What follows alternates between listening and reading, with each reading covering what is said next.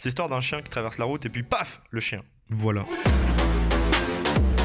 C'est l'histoire d'un mec pas forcément aimé par sa famille. Je te ferai dévorer par ma tarentule. Kevin, tu veux que je te dise, tu es vraiment très chiant. Déjà, il s'appelle Kevin.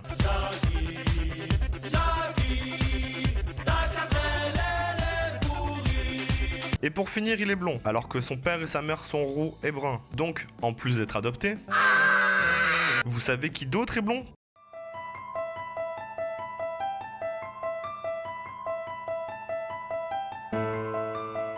Bref, c'est Noël et ils le passent en famille parce qu'ils en ont une dans ta gueule, Batman. Et Kevin, il se fait clairement victime. Alors il prie pour que sa famille disparaisse et aille brûler en enfer. Le jour du départ pour Paris, qui à l'époque voyait le 3e mandat de Jacques Chirac, toute la famille part dans la précipitation. La préposée au comptage des gosses, ayant sûrement fait elle au lycée, confond Kevin avec son voisin parce qu'ils ont le même bonnet. C'est pas ce qui m'arriverait avec la voisine. Ma copine n'ayant clairement pas le même bonnet qu'elle.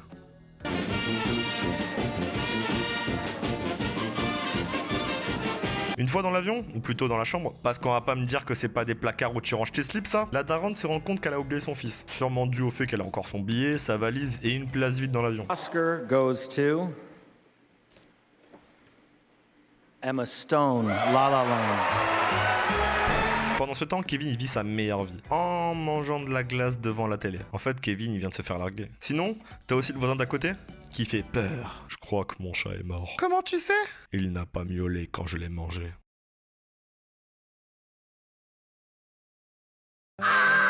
Au fil d'une discussion, Kevin capte qu'une bande de voleurs ont prévu le cambrioler. 2 individus redoutables nommés les casseurs-flotteurs.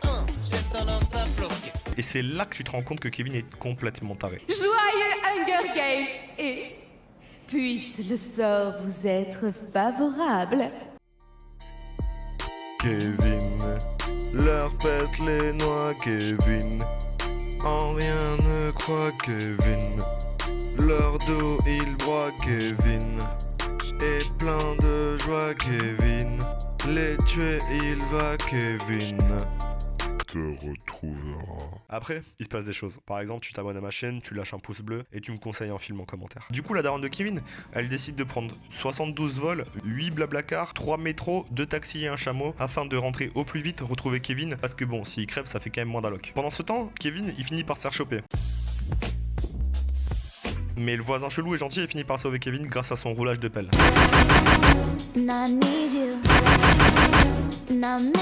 À la fin, t'as la daronne qui, après 900 de transport, arrive en même temps que la famille. Le vieux voisin s'est fait arrêter parce qu'on rentre pas chez les gens comme ça. Les casseurs-flotteurs ont porté plainte pour coups et blessures et ont sorti un 2e album. Quant à Kevin, il finira par tourner mal à cause du manque d'affection de sa famille. Ah et... voilà.